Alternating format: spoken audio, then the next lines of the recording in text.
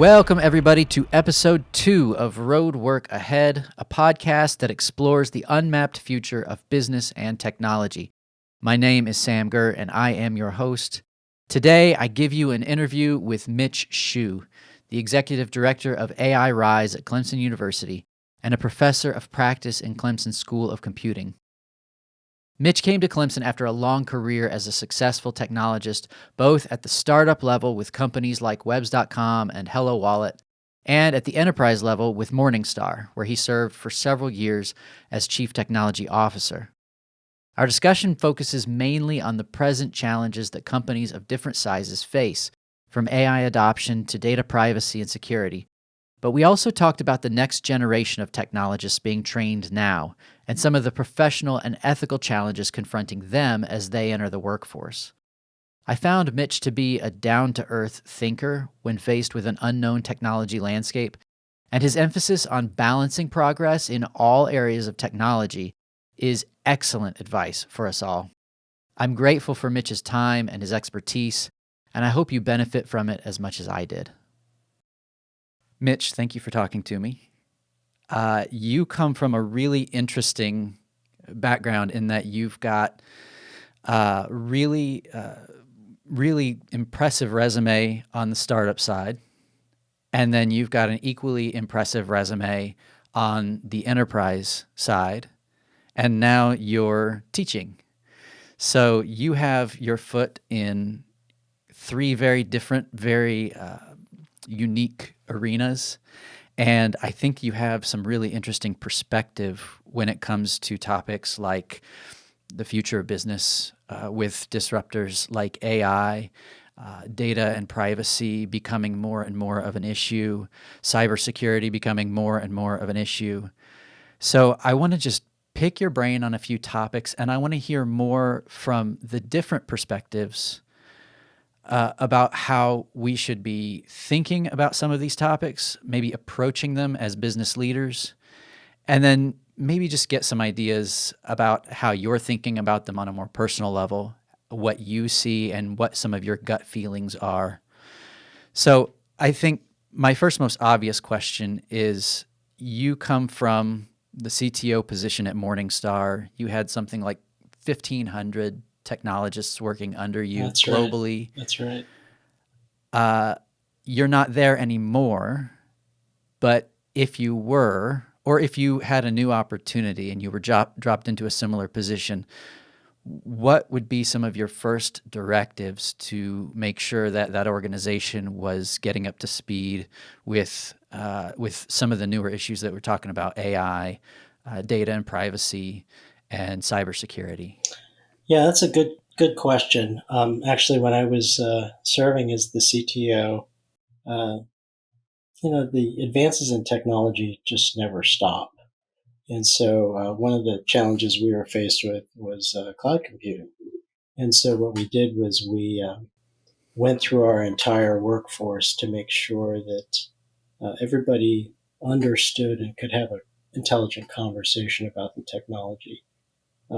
And then we would make decisions based on what we learned about the technology and how to improve the business.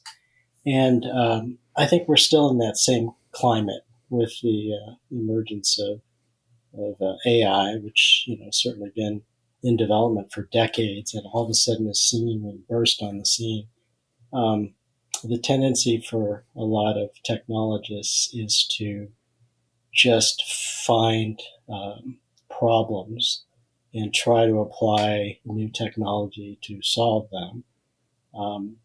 Sometimes that works, sometimes it doesn't. And so if I was still in a role like that, I would, again, encourage the development of conversational knowledge about the technology, and then in a rational way, figure out if there's a way to apply it in order to improve the business.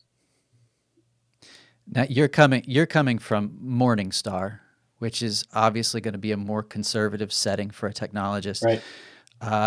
Is that the kind of mindset that you're applying to this, a more conservative mindset? Is there a more aggressive mindset where you can afford to take take risks, or is this something that we should automatically skew conservative with? I think I'm.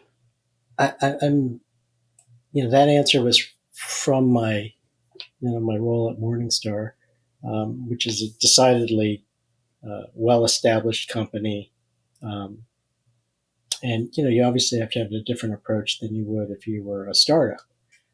Actually, most of my career has been growing venture-backed startup companies into sustainable, successful businesses.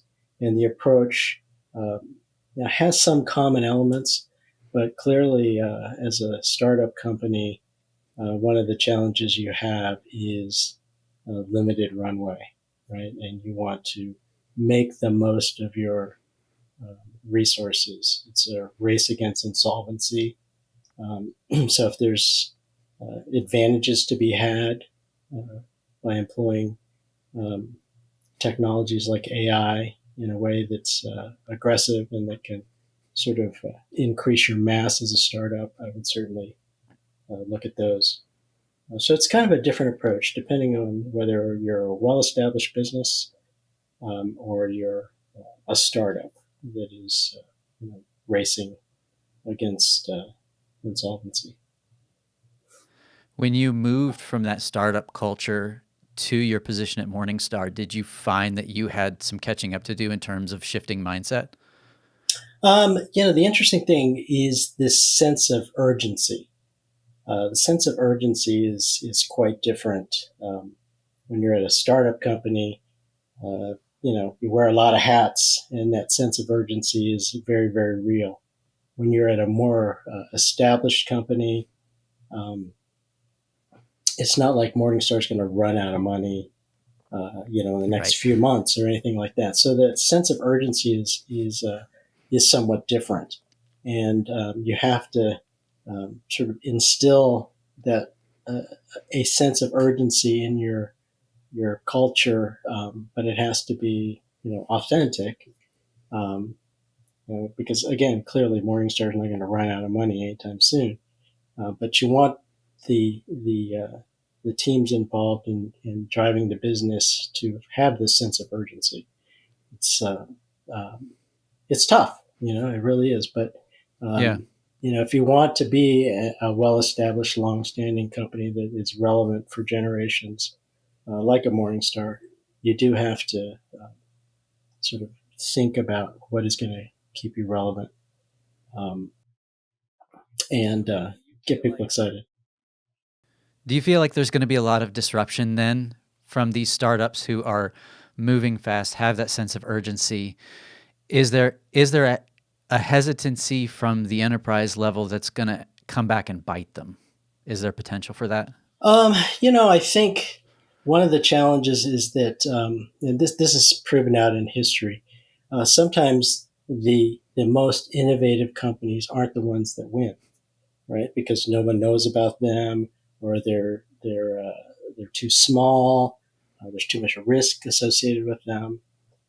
So sometimes, as a startup company, that's what you're faced with, right? In the financial services space, Morningstar's trusted brand. There's lots of trusted brands in all industries that we look to, right? We look to see what they're doing, and then we have this sort of inherent trust in them. Um,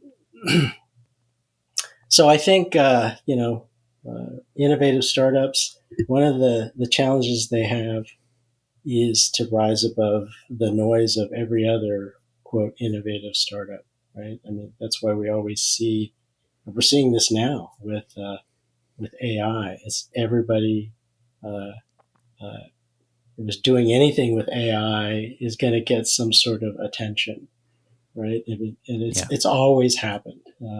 Just every few years, there's something that everybody latches onto, and it's tough, certainly for the layperson, to kind of discern what's going on. It's tough for the investor to discern what's going on. Um, so it just kind of needs to shake out. But there are lots of companies who are really trying to take advantage just the buzziness of whatever is Right. relevant today.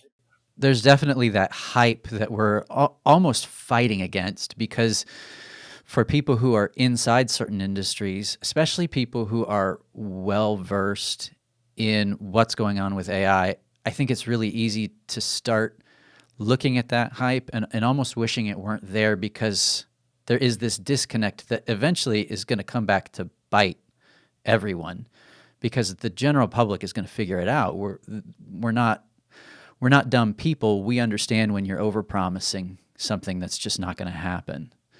But one of the things that I think is really interesting from your answer just then is you mentioned the value of brand, and how it sounds like what you're saying, one of the biggest hurdles to a successful startup is they have to overcome the fact that they have no established brand. And so for that startup who has such limited runway, they have to balance innovation with establishing some kind of name for themselves.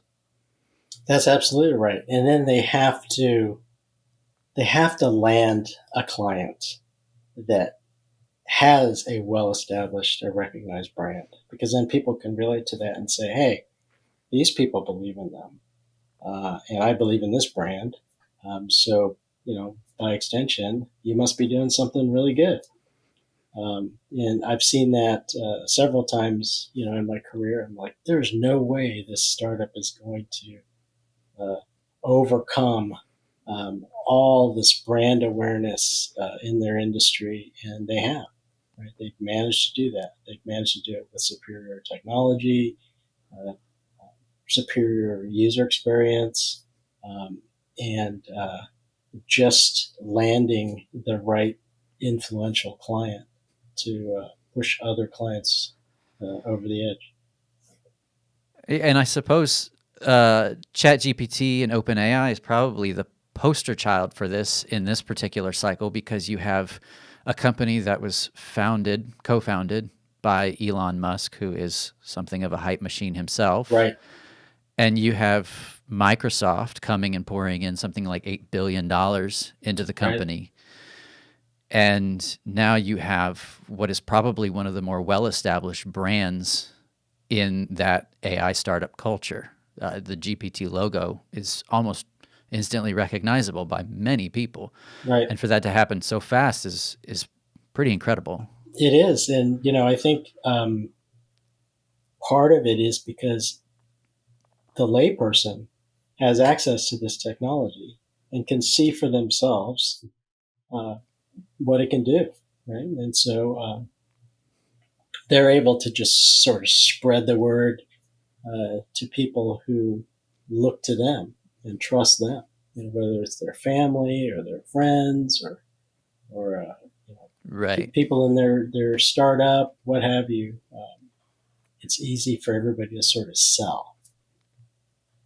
Yeah, and what's interesting too is the first business tool that's almost exclusively AI. We've had AI advancements in all of our business tools for quite some time, but the first business tool that's almost exclusively AI is ChatGPT. We see this flooding into workplaces, and it's not coming in from leadership. It's coming in from, the average worker who's using it to augment their tasks. That's right. Is that something that you would be a fan of or averse to in a CTO role, and maybe speak to the startup versus the enterprise level there as well? Yeah, I think, as I mentioned earlier, there are continuous advances in technology, and you see sort of gut reactions to these kinds of advancements. Now that I'm in academia, I see sort of the gut reactions to things like ChatGPT. Personally, I think that, especially as a technologist, you really need to learn about these things and understand them and make decisions about whether or not you want to invest in learning more about them, whether you want to apply them to the business or what have you.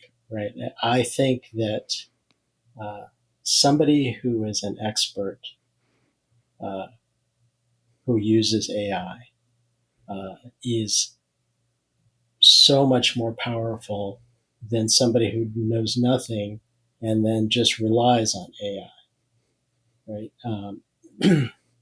And so what I see a lot, and I see it in my students, right, is that the best students use uh, tools like Chat GPT to make themselves better, right? Make themselves better writers, make themselves Yeah. better readers, but they don't completely outsource their brain to Chat GPT, right? So they're actually using Yes. it as a tool, not just relinquishing all of their thinking to it, right? And so that is, I think, the key um, for technologists and students is to use the technology in ways that are going to help improve you as an individual, and then by extension, improve the business. It's really good to hear you say that. I 100% agree that these tools, especially as they exist now, certainly not capable of replacing humans in work, but boy, are they capable of augmenting humans in work Oh, and absolutely. magnifying the value that a person is bringing to the table. And so what we've seen, even in our own workplace, is the people who take the time to learn the tool use the tool to do better work than they were doing. And people in general who are already very good at their jobs tend to do much better with these tools in terms of producing value. There's almost like an exponential magnification of the output. So a highly skilled writer, for example, can produce a much greater percentage increase in efficiency and quality with these tools than a lower skilled writer. I completely agree. And, I say this to people all the time because, everybody's worried about AI is going to replace my job or AI is going to take over the workspace. And I tell people all the time, AI is not going to replace you, but somebody who is really good at their job, who uses AI, is going to replace you. Yep, that's right. Yep. And yeah, if you have a job where your tasks are repetitive and mindless, then you need to figure out a way to maybe break up to the next level where the tasks are a little bit more thoughtful and a little bit more nuanced, because that's where you're going to have good success.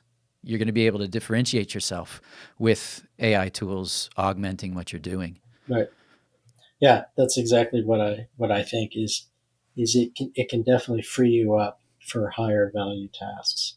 And your job as an individual is to create value.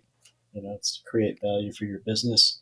And if you're in a leadership position, your goal is to develop more leaders, and you can do that by employing any kind of tooling, um, in a way that advances that cause.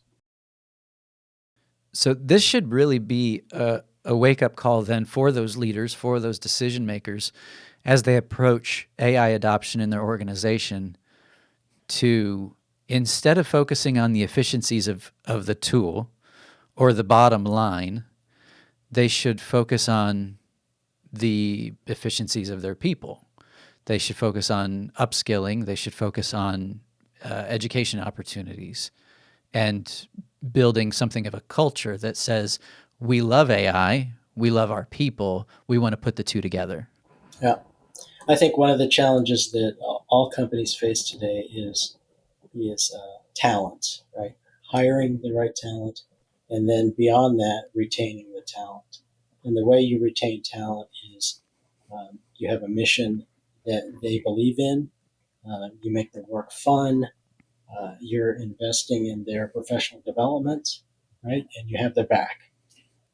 And that's how you retain your workforce. And certainly with advances in AI, with tools like ChatGPT and other tools, encouraging that curiosity in your culture is going to really help with retention and actually create new ideas for the business.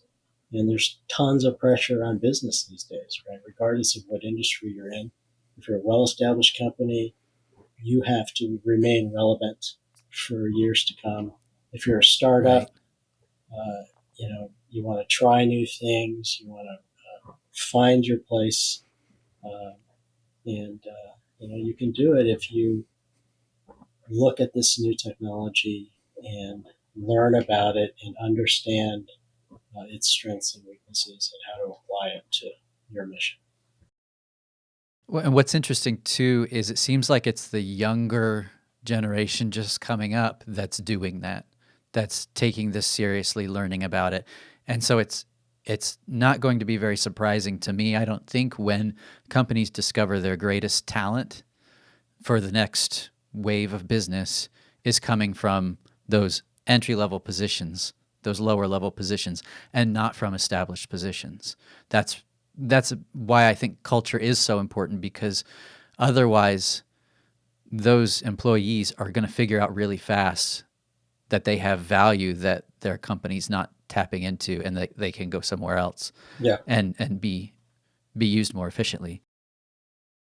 yeah. And I think that uh, the challenge for leaders is really to understand that they need to learn about this technology as well, because especially if you're a technology leader, uh, your goal is to make sure that your technology supports the business, right? And Right. you need to understand what is available out there, and if you don't understand it, don't react by saying you can't use it, don't do this, it's not allowed.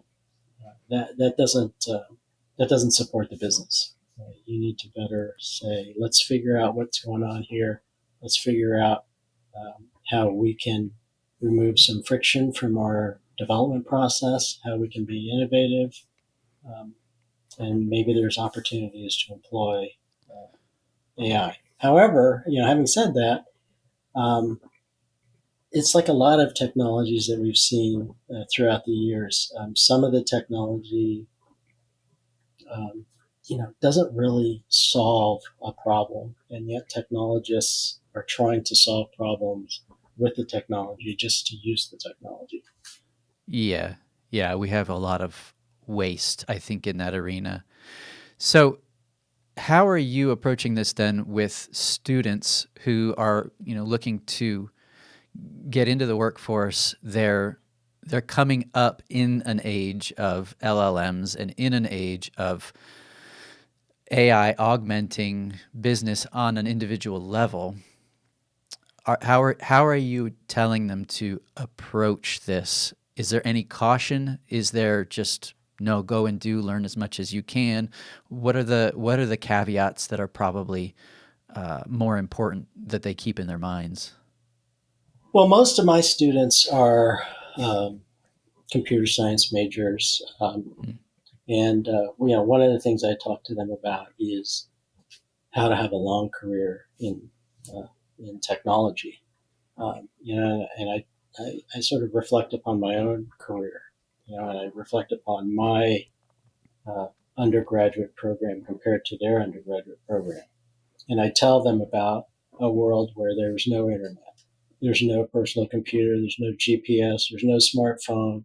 And they look at me like, uh, I'm a caveman, right? And I tell them that uh, the way you have a long career in technology is you learn about technologies constantly, and you have this sense of curiosity that you are always trying to satisfy. Um, and it's important for you to be curious about these things. So as a student, I want you to be curious about these things.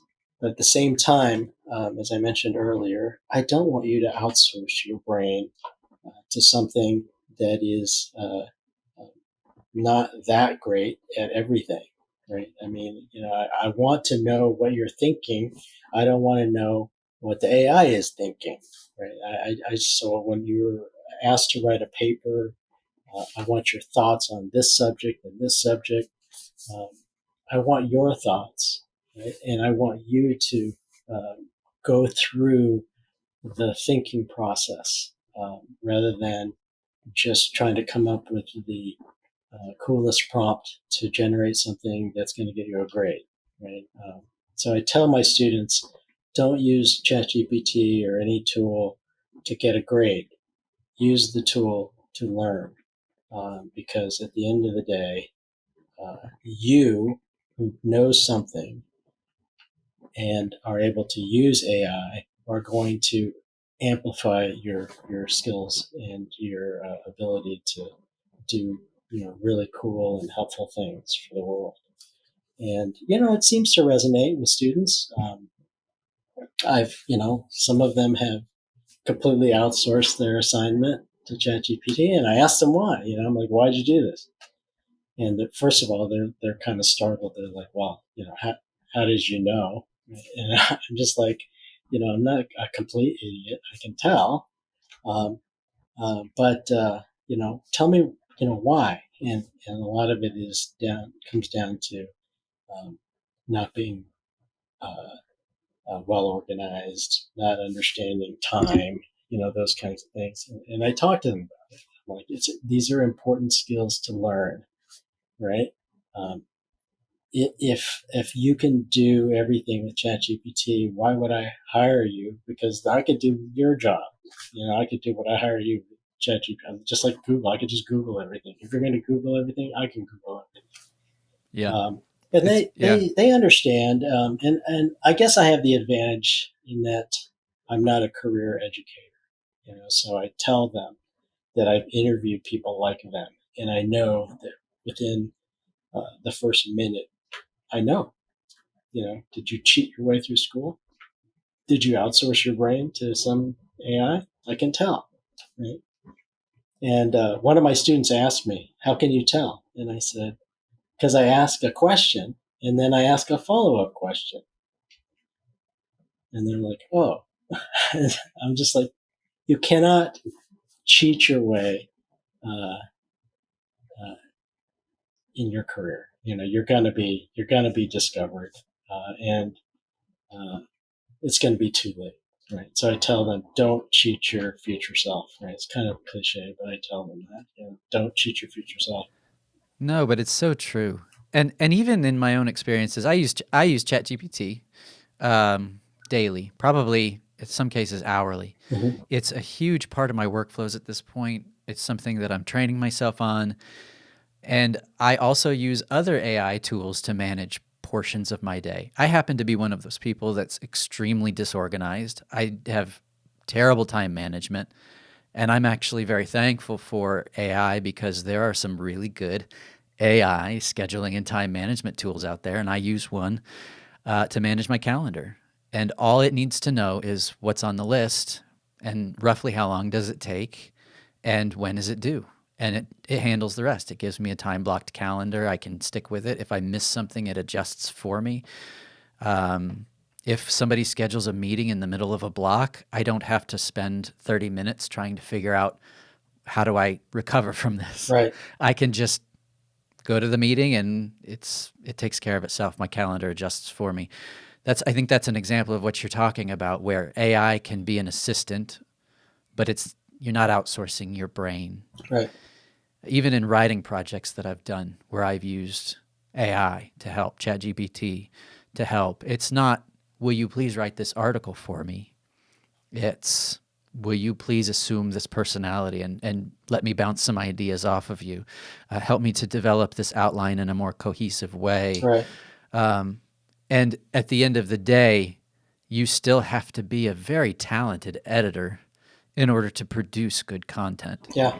Yeah. I found that. I've definitely found that is true for me too. When I use ChatGPT, it's almost like a springboard for ideas. It's like, oh, Yes. I didn't really think of that, but now that I've seen this response, it gets me to think about things that I wasn't thinking about, which I think is great because it sort of teases out parts of you that perhaps need to be teased out. Absolutely. Absolutely. And we can't necessarily go through those exercises as quickly as it can. It doesn't mean we can't go through those exercises, but that's where the efficiency comes in. Is it's allowing you to do things that you already know how to do if you're a good writer, if you're a good editor, but it's allowing you to do them much faster, much more efficiently. Yep. And I think that's why it does belong on everybody's desk. Quickly, I want to change subjects. Sure. One of the reasons why I see more enterprise level organizations hesitating on the brink of artificial intelligence is because of how important and critical cybersecurity and data privacy has become. I think there's this sense that giving data to an LLM is a risky idea. Would you agree with that? Yeah, I think I think people often don't think about security first, right? They're just sort of enamored with this response they get, and they're not really thinking about security. But we've seen that in a lot of cases with advances in technology. Security sort of comes later, unfortunately. Yeah. But now we're employing technologies now where that we can't afford that. We actually have to think about security first, and as a first thought, not an afterthought. And I think that's definitely true with AI tools, especially when it comes to like code. I've heard of teams that use ChatGPT. I understand why they're using it this way, but they're not thinking about the fact that they are basically exposing their intellectual property in the form of source code, and they're just feeding it into ChatGPT. It's like, help me debug this, or help me improve this piece of code. And it's like, this is your source code, for some important product or service that you're offering, and you're just kind of throwing it out there. So, Yeah. so I think engineering leaders, especially, while they have to encourage his curiosity, they need to have some guidance, for their teams. Like don't give away our intellectual property in whatever form, right? Be smart about that. Uh, uh, but it's amazing. I've talked to several engineering leaders who were like, I haven't really thought about that. But yeah, we need to have some guidance there. Now, do you think that there's much incentive in the short term then to build out LLMs on private infrastructure? It could be cloud-based, it could be privately held, but the idea that you're creating a gap between your data and your inputs and the rest of the world. I mean, some of these open source LLMs are already pretty powerful. I mean, Llama 2 is very powerful. Mm-hmm. So is that something that businesses, maybe more enterprise level, should be considering at this point? Yeah, probably, but not all enterprises, big or small, actually have those kinds of resources. Right? They don't have the skill sets. They don't have just the overall capacity to do those kinds of things. They can barely, keep up with their own roadmaps and things like that. Yeah. So some of it is it'll become easier. Um, but again, there are ways to use ChatGPT safely without having to sort of invest in your own infrastructure or own expertise. You just have to think a little bit about what are my guardrails, and Yeah. I would imagine that most companies and most industries will be able to use something like ChatGPT out of the box, um, without having to to do some more specialized or sort of isolating their own LLMs. But Yeah. It seems to me, and maybe you've got a different opinion on this, but the direction that we're headed, especially with the way OpenAI seems to be conducting business, is we have the original training set, the data set that was used to train GPT-4 or any of these other models.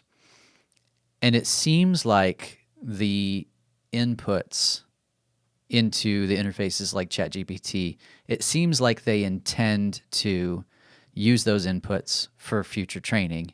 And it also seems like they intend to continue scraping the internet for human-generated content specifically for future training. I think they recently came out with the web crawler, and I think they signaled this a little bit when they said you can disallow it, because they got into some trouble because it was scraping content behind paywalls. And their response to that was, well, you didn't tell us not to. That's the way I'm reading it. So it's a standard privacy issue, right? This notion of opt-in versus opt-out. Right. Opt-out is so easy for businesses. They can just say, as you just said, well, you didn't tell us we couldn't do it. Right. It's kind of, it's easy for them. But for us and businesses, a lot of us, just individually, we don't even know that we can opt out, but if we went to an opt-in solution, it's a lot of friction for a lot of businesses, right? So, yeah. Privacy advocates always want opt-out. Opt-in. But businesses, they want that opt-out. Being on both sides of it, I can see, for business especially, opt out is certainly easier. But it seems like we've got a bit of tension here, because regulation is tending to favor opt-in models and consumer privacy, right, whereas business models are still more opt out and we need your data. Give us your data. But the other thing is even opting in, anything involving you having to digest some terms of use. It's just nobody reads them. Right. Just nobody reads them, and one clear example of that. I don't know if you ever watch like Black Mirror, but the latest episode from this season is all about basically terms of use and how people don't read these privacy agreements. Yeah. I haven't seen that one. Yeah, I'm gonna have to watch it now. Oh, yeah. I was a fan of earlier seasons. I know they really attacked it in an aggressive way. Yeah. But yeah, so with regards to that opting in, opting out, we need more data for training in order to improve these models. To me, it would seem unwise for a company to willingly hand over data through prompting to a public model like GPT. Sure. What I'm hopeful is we get some SaaS and infrastructure as a service offerings that allow us to adopt larger scale models for companies where your data can be secured by you with some assurances, some compliance. And that would enable, I think, a lot more exploration in this area. I think that's going to happen. Just like if you look at all the public cloud infrastructure, it used to be so focused on infrastructure, whether you're AWS or Azure or GCP or Alibaba Cloud or whatever. But now they've all gone to higher value services so that you can explore and experiment with these kinds of things. I mean, they all have AI offerings of some sort. Yeah. Well, there's going to be a huge demand for it. I mean, to get this off the ground on your own would be crazy expensive. Right. I think what ChatGPT, your OpenAI just said that ChatGPT by itself costs them $700,000 a day to run. I mean, That's not granted, surprising. Yeah. I think they've got over 1 billion users, but yeah, these models are incredibly hungry when it comes to energy, and it'll be interesting to see how that scales. I know NVIDIA just announced a new, more efficient chip. I'm sure more of that's coming down the pipeline, but it'll be interesting to see whether hardware can keep up. Right. Well, that's why we're at this tipping point now, is that hardware and compute infrastructure has reached this point where we can do these kinds of things. And combining that with this proliferation of data and these advances in AI techniques, it's put us here. What seems like happened all of a sudden, and it's been happening for decades. Um, and I think it's going to keep going. And what's going to happen is that people are starting to think about this. It's like you mentioned it also, is the energy costs. It's like, how do you measure the energy costs of this? And it's tough, but it's enormous.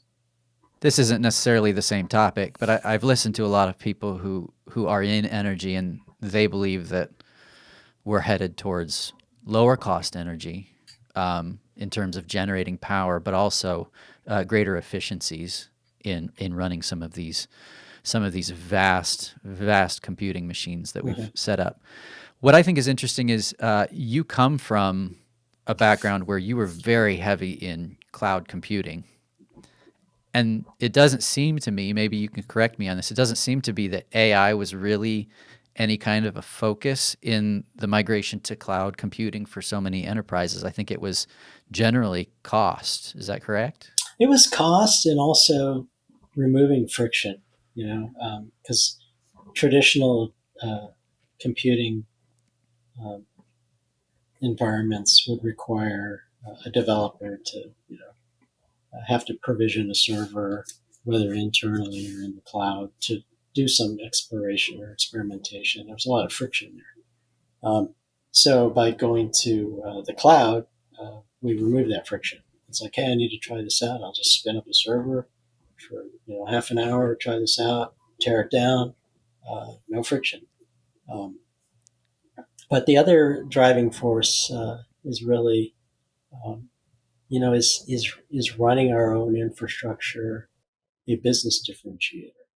And for most companies, running your own data center is not a business differentiator. Like no one buys Morningstar products and services because of its data centers, at all. So I think a lot of companies realize that they need to get out of the data center business, and then the cloud providers reached a point where they could provide the infrastructure necessary for companies to do it in what they feel like is a scalable, secure way. And more and more companies move to the cloud. And just because of that, you're able to have companies that can grow very fast and can respond very quickly. Case in point, Zoom during the pandemic. Yeah. March 2020, everybody goes online. Yeah. And if you have your own traditional infrastructure, it's like, I gotta buy thousands and thousands of servers. I have to rack and stack them. I have to secure them. That's just not going to happen, right? So with public cloud infrastructure, I read one account that said during the first few months of the pandemic, Zoom was adding 5,000 server instances a day, right? And you can't do that unless that would be employ public cloud infrastructure. So I think the same is going to be true with these higher value services, like related to AI. Is why am I going to build that infrastructure? I'm just going to use it in sort of a Yeah, utility fashion, and pay for what I use, for as long as I use it, and get on with my business. sure. So we're painting a picture now of data collection increasing and increasing and increasing. Infrastructure getting more and more and more centralized, and all of that data is obviously going to that infrastructure. So as we see a centralization of all data, all infrastructure, what does that do for cybersecurity? Is that a good thing or is that a bad thing? Well, this kind of there's lots of different ways to kind of look at this, but I think um, again, at the root of my answer is the fact that advances in technology have far outpaced our ability to safeguard the people most affected by these advances in technology. And we see that still with this proliferation of data, just the velocity of data collected for everything. In a lot of cases, I think Europe is far ahead of what needs to happen than we are here in the United States. But still, it's woefully inadequate for the time we're in now. It's just so much data collected from so many different places, and honestly, a lot of companies have no idea or cannot differentiate the sensitivity of the data they collect. Right. Right? Because not all data needs to be treated the same way. Um, and it's just remarkable, the situation we're in. There's quote anonymous data that's really not anonymous, right? You look at it, you Right. triangulate, and you can re-identify pretty much anything, right? So it's not really anonymous. Um, so I think our ability to sort of regulate this is uh, far behind. Um, from a from a technology perspective on how to secure it, I think we can secure the data. But in order to secure anything, you have to actually know what it is that you're securing. Yeah. This is how does this data need to be secured? Um, like I said, not all data is equally sensitive. We talk about personal information and then sensitive personal information. And the difficulty with that is a lot of it has to do with the context. On its own, it doesn't necessarily seem that sensitive, but then you put it into a certain context, and all of a sudden, now it's sensitive. Oh yeah, We actually have to think about that a lot. We're in digital marketing. That's what I do. And the example that I give is, a name and an email address is not necessarily sensitive, but a name and an email address on an Alcoholics Anonymous list all of a sudden becomes very sensitive. right. And being able to understand those contexts and protect that information, super critical, absolutely super critical. You touched on it a little bit before, but I'm actually somewhat disappointed, and I don't say this very often about regulation. Mm-hmm. Europe did GDPR several years ago, Right. and then it seemed like there was this push to have something like that here. But then I feel like maybe, I don't know, maybe COVID happened, maybe Trump happened, maybe I don't know what happened, but it completely derailed. And again, usually I don't have a lot of positive things to say about lots and lots of regulation, but GDPR was, in my mind, a very thoughtfully put together piece of legislation that really and truly put the user in the center, and the result of it was actually strikingly very good. Companies were headed in a trajectory that was not healthy, not good, and larger companies now that anybody who does business in Europe really had to change everything. Even to the degree, like you look at products like Google Analytics now, and they're completely different in terms of anonymized data, the way that you can target audiences, the way that you can collect information on users, completely different. And we have GDPR primarily to thank for that. I was hoping that we would get some guidance like that in the United States that would maybe just not necessarily go further, but at least make those principles that you find in GDPR a little bit more universal.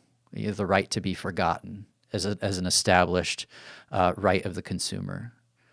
Yeah, what's interesting is we have these sort of national boundaries and things like that, but you look at something like the internet and everything associated with it. There's no national boundaries, right? So Right. it's tough. We don't have a world government, um, but things like GDPR actually gain traction because of globalization. Right? I mean, countries want to do business with other countries, so they have to make a business decision. Um, so I think a lot of regulation is going to be influenced and driven by business. Um, Yeah. it's interesting, it's troubling, but honestly, also as individuals, I guess there are some individuals who are very aware or try to be aware of all the information disclosed about them.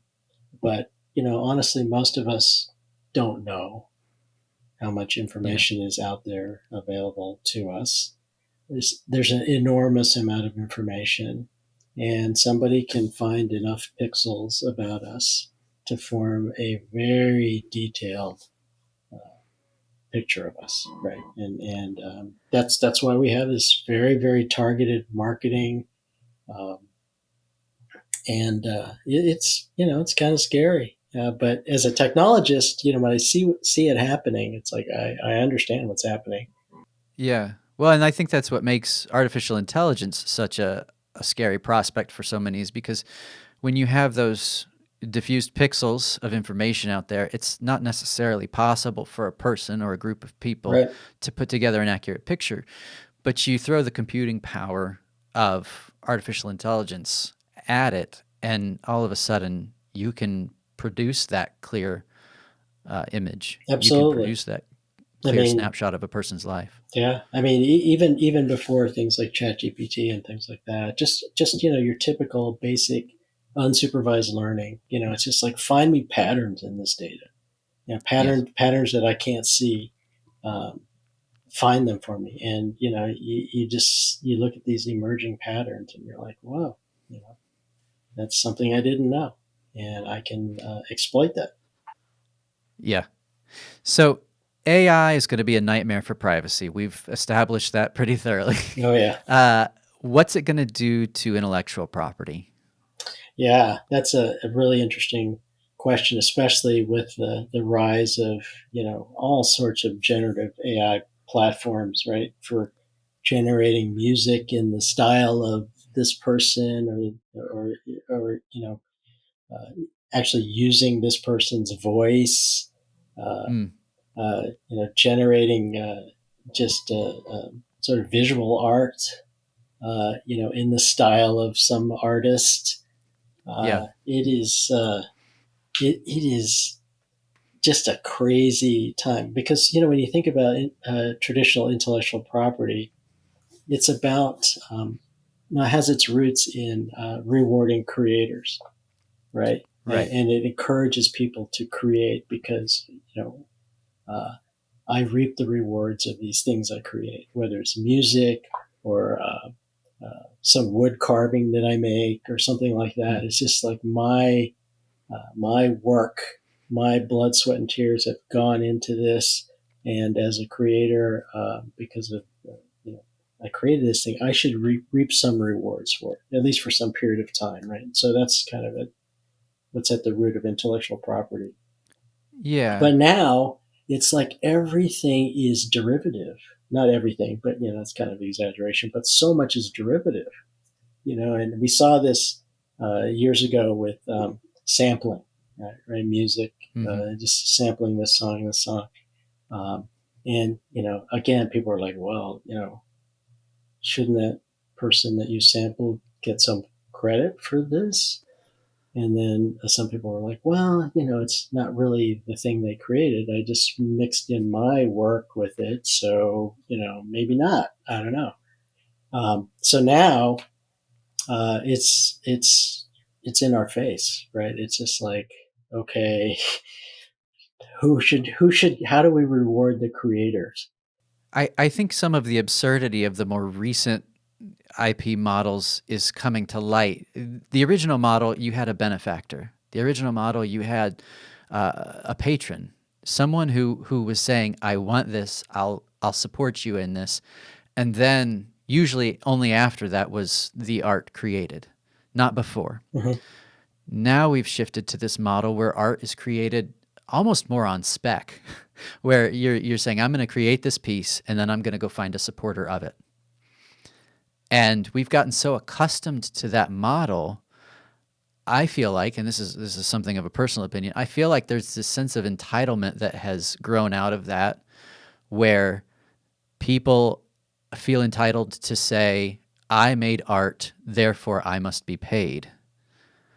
And the reality of it is, without having that benefactor, without having that patron, there's really nobody who's going to pay you. And asking the universe for it, or asking the government for it, or whoever, it seems to me like you're asking a lot. And I think then the other absurdity that I'm seeing is, Google just announced that they're going to license. There's a mechanism now for licensing AI generated music.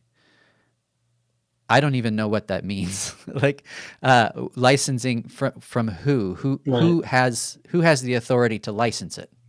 Who has the authority to own it to the degree that they can license it? Right. It almost sounds to me like Google is just saying, I'm going to pay somebody something so that I can say I paid for it. And that's almost where we're at right now with intellectual property. Is if you have intellectual property and you paid for it, you're good, but all of the behind the scenes just seems tangled right now. Yeah. I don't know what the answer is. But, again, you want to encourage creativity, um, Absolutely. and not everybody who creates music um, is great, obviously. Um, but you want those wonderful artists in whatever, field they're in, uh, to create. And the Yeah. concern is, how do you, I mean, some people will create just because they love to create, but, people need to eat, they need to make a living somehow. How do you know, how do you reward people for what they do, right? And everything is kind of messed up for me because I think, I see these like influencers on various social media platforms, and I'm thinking, uh, you know, what they're doing is nonsensical, Hmm. but they make bank, right? Yeah. And Yeah. it's just, and what's sad, I think, is I run across people who that is their aspiration is I want to amass, 1 million followers so that I can kind of say things or do weird things and get paid for it. Yeah. Um, Well, it's money and fame. That's right, that's a hard thing to turn down. The problem's going to be when generative AI learns how to do that. right. They'll know our psychology. They'll be able to. I mean, a movie is a big ask, but a 30-second clip that lives and dies in 12 hours. That's not as big of an ask even today for generative AI. So Yeah. we're getting to the point where there'll be accounts out there that are you don't see the person who's actually behind it. You just see what the result of their prompt. Yeah. I think what's sad for me, especially in the area of arts, is it seems like so much is forgettable. these days. It's like, Mm. some of the stuff is like, no one's going to remember this tomorrow, even. And then Yeah. part of it is maybe this is kind of a kind of boomer thing, but I I still listen to a lot of music from the '60s and '70s, even before that, the '40s, '50s, depending on kind of what genre of music it is. But there is a lot of memorable music, that maybe will never get made again, Mm. and people listen to that music, and it's just lasted for decades and decades and decades. And then there's music that um, is more contemporary. And it's hard to say if it's going to be remembered, but even I listen to some music that's maybe 20 years old, and it's like it's just not memorable. It's just like what is this song? I don't even know when it was made. So I think we all tend to favor the music of our own growing up years, our own generation to a certain degree. But you are right. It does seem like there's this degeneration of art into being far more transient, far more mhm. forgettable. Well, movies too. If you look at movies, TV shows, things like that. Um, I think motivation has a lot to do with it, though. It goes back to that idea of a patron or a right. benefactor. If you don't have someone who's saying, I value this, I want it, I'll pay you for it, then you tend to be making art these days, a lot of those people make art just to sell ads. That's where their revenue comes Mhm. from. I just need to keep somebody's eyes glued on the screen just long enough so that the next reel will play. Right. I don't need to they don't need to think about me after they're done watching me. They just need to watch me long enough that they'll watch the next one and then the next one and then the next one. And it's not a sustainable model. It's not good for humanity. It's No, it's not. It's not. It's but it's certainly not good for mental health either. I had a student uh, tell me that she was self-aware enough to know this. She said one week she spent like 28 hours watching reels and TikToks, and you know, and she's like, "That's 28 hours this week that I don't get back." yeah. And it is that sort of it's that addiction. It's just the AI understanding what it is that you keep clicking on, Yeah, right, and then just absolutely. feeding you this drug, if you will. And the people who produce that content, to call it art, I don't want to be hypercritical, but to call it art when the model says we're going to feed one person 28 hours worth of 1 minute or less videos. I don't know, I can't do the math, but that's thousands and thousands of pieces of so-called art. And she probably doesn't remember much of it at all. No. And so to say I'm a content creator, I make art, those two seem to be disconnected concepts in my mind. You can be a content creator or you can make art. Now, that's not to say that there's not some art in there. There absolutely is. And usually those people go back to either having a benefactor or they have a Patreon account and they have patrons. Mhm. And so those models aren't completely dead. They Right. just get lost in that shuffle. Yeah. Yeah. So do you think that IP has a rough future ahead then?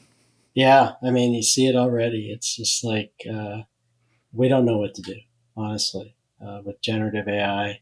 Um, you look at these beautiful images that get created, and you're looking at it going, okay, uh, you know, what did you do other than come up with an interesting prompt? So what is protected, the result or your prompt? I don't know. So I just think that a lot of our thinking, again, is behind, right? And we're at this point now where um, advances in technology used to outpace our safeguards by a little bit, and now it's just like a slingshot. It's just like Yeah. we're in like prehistoric times when it comes to intellectual property protections. Now it's just like don't know what to do. Don't know what to Yeah. do. Mitch, I don't want to end the conversation without talking about AIRISE and what you're doing at Clemson. So I want to give you a minute just tell us what it is you're working on, the importance of the program, and what you're doing in our area, particularly I think with manufacturing. Yeah. So AIRISE stands for AI Research Institute for Science and Engineering. It is an officially recognized institute at Clemson in that it was uh, approved by the Board of Trustees at Clemson University.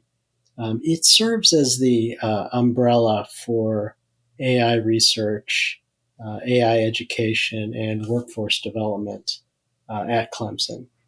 Clearly, before AI Rise, there was a lot of AI work going on all over the university across all 7 colleges, now 8 colleges, in so many different departments.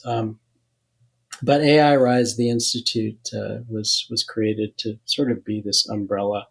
And it's great for researchers because when they submit proposals for funding, they can submit those proposals through AI Rise, and AI Rise sort of gives their proposal a little bit more mass, a little bit more Yeah. credibility, if you will, and it's helpful. So we have about 120 affiliate faculty from across all the colleges, probably 35 different departments involved with AI Rise.